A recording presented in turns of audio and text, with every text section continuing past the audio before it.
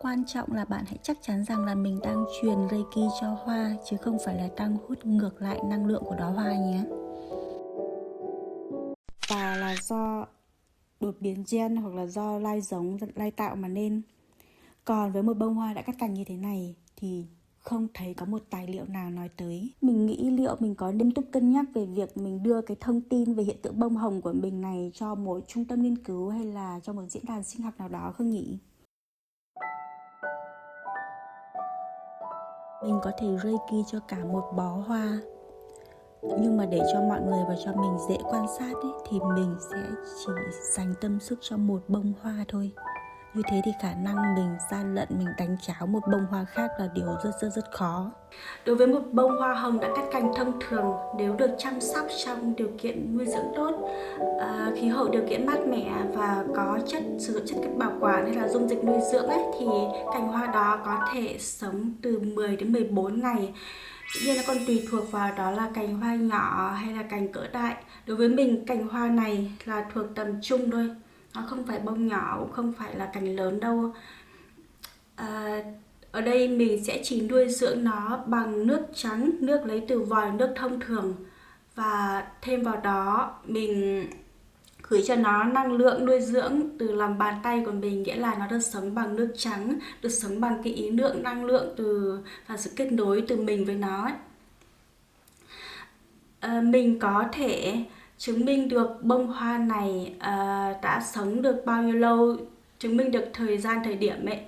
Nhưng mà tuy nhiên, cái việc mình có thực sự bỏ cái chất gì vào trong nước hay không thì điều đấy không thể làm được, chỉ có thể tin hay không tùy bạn.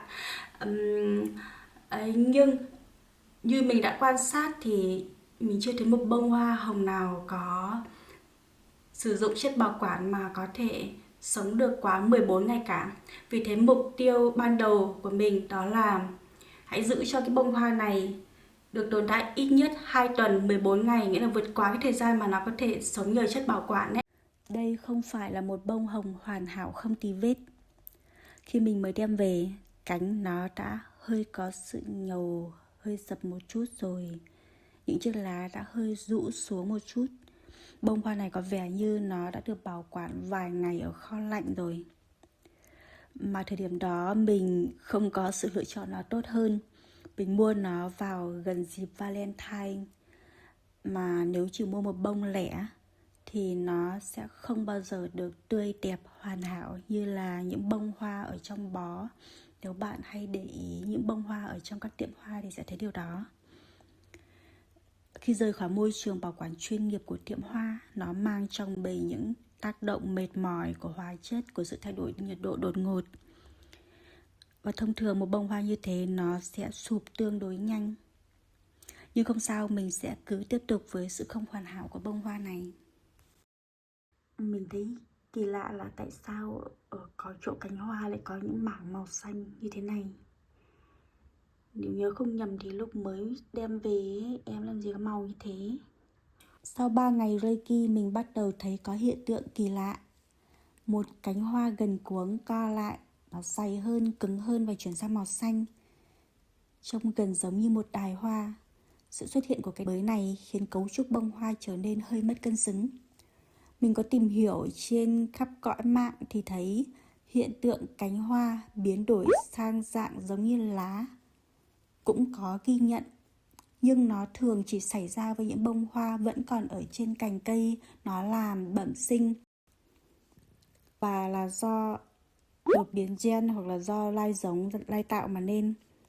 Còn với một bông hoa đã cắt cành như thế này thì không thấy có một tài liệu nào nói tới.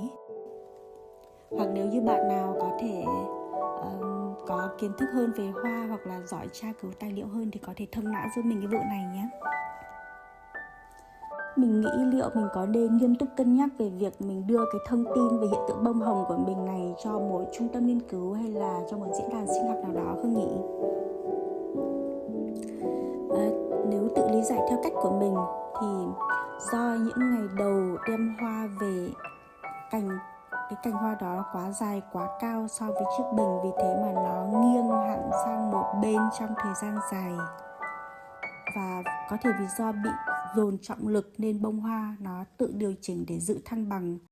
Nó tự hy sinh một cánh hoa, biến đổi nó thành một cấu trúc cứng hơn, giống đài để nó nâng đỡ chính mình. Dù là đã bị cắt khỏi cành cây rồi, nhưng mà cơ chế sinh tồn của nó dường như vẫn còn rất mạnh mẽ. Một sự chuyển hóa từ mềm mại sang cứng cáp, từ sắc đỏ sang sắc xanh, một minh chứng cho nội lực sống mãnh liệt, vượt lên trên mọi giới hạn sinh học. Nghĩ rằng có thể mình sẽ không thay nước để ít nhất trong khoảng 10 ngày, xem coi là cái năng lượng Reiki có tác động tới từng phân tử nước hay không, xem coi qua 10 ngày nước có còn giữ độ trong hay là có chuyển màu chuyển mùi không. Nhưng mà vì nghĩ đây là lần đầu tiên mình thử nghiệm đấy, cho nên mình không dám làm liều như thế. Vì thế mình vẫn sẽ thay nước thường xuyên, 3-4 ngày thay nước một lần. Ban đầu mình có ý tưởng là sẽ sử dụng 2 bông hồng riêng để đối chứng. Một bông mình sẽ gửi Reiki cho nó hàng ngày, còn một bông thì chỉ nuôi dưỡng bằng nước và để mặc nó như thế cho nó phát triển bình thường. Tuy nhiên cái ý tưởng đó khiến mình liên tưởng tới việc mà trong gia đình có 2 đứa trẻ. Một đứa trẻ được bố mẹ tập trung sự chú ý, được bảo bọc, còn một đứa kia thì bị bỏ mặc. Mình khá bị dị ứng với cái kiểu phân biệt đối xử như thế đấy. Vì thế Thuyết nghĩ không cần phải sử dụng cái thí nghiệm lạnh lùng như thế để đo lường chứng minh năng lượng. Với một cành hoa đã bị cắt lìa gốc rễ và bỗng đâm chồi như thế này ấy, thì sẽ có một cuộc chiến năng lượng diễn ra giữa cái mầm non và cái bông hoa. Nó giành giật năng lượng nhau ấy, và thường thì cái cành hoa nó sẽ ưu tiên sự sống hơn, vì thế nó sẽ tập trung năng lượng để nuôi dưỡng mầm hơn, nó sẽ rút bớt năng lượng của bông hoa đi ấy và nuôi dưỡng cho cái mầm. Vì thế mà cái mầm nó là cái nguồn hút năng lượng mạnh nhất của cái cành hoa này.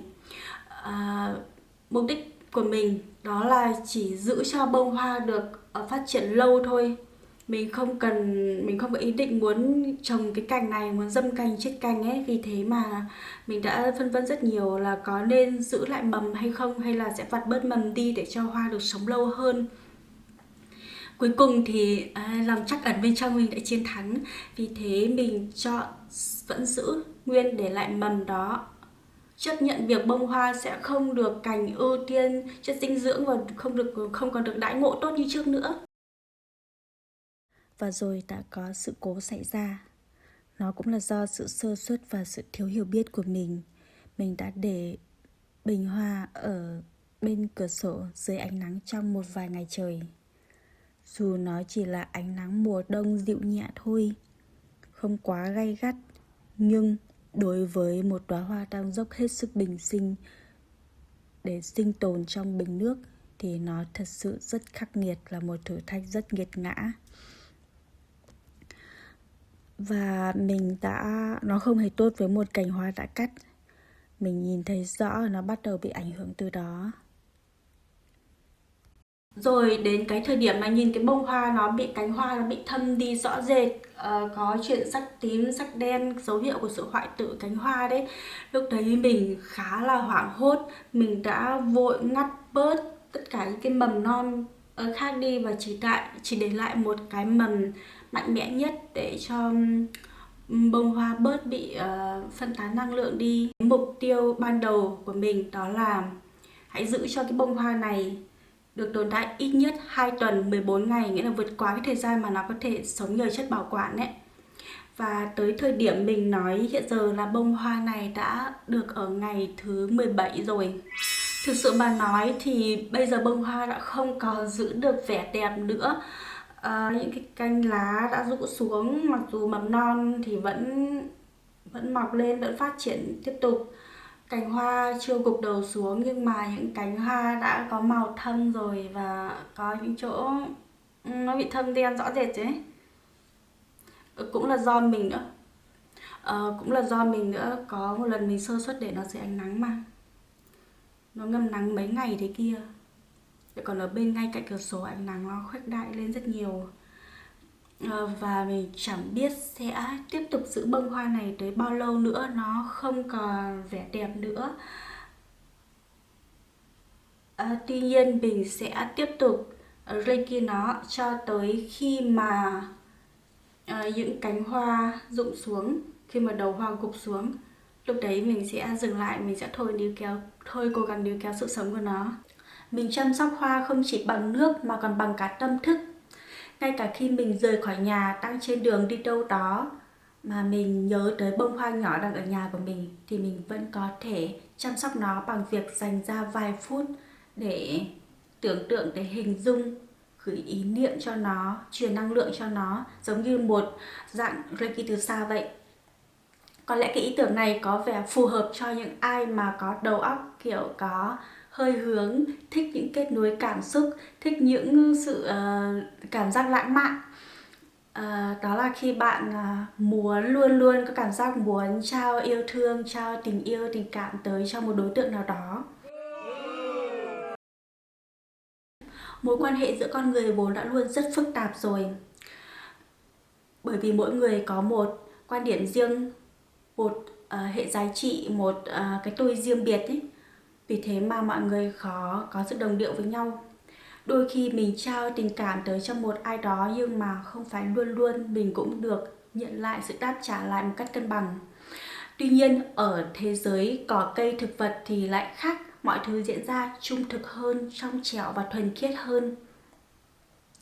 Nếu như bạn dành sự chăm sóc tử tế tới cho những cành cây hoa ở trong nhà, cho những chậu cây cảnh nhỏ ở trong nhà của mình ấy, thì chúng sẽ rất biết ơn bạn. Cái cành hồng này sau vài ngày Reiki, mình cảm giác hương thơm của nó đã đậm hơn so với ngày đầu lúc mình đem về. Qua việc truyền năng lượng ấy, những phân tử tinh dầu hoa được kích hoạt mạnh mẽ hơn.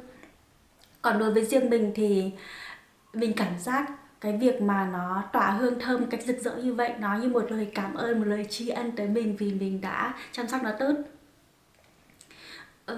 Và không chỉ việc nó giữ lại được tươi lâu hơn ấy, mà nó còn mọc thêm mầm nữa.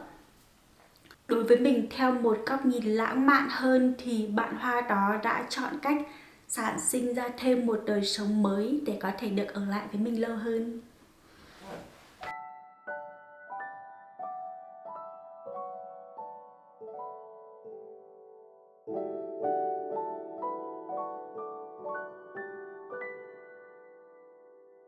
Bông hồng hôm nay đang ở ngày thứ 20.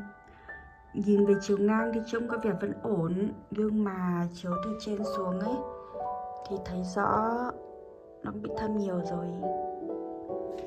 Chồi non thì vẫn tiếp tục phát triển.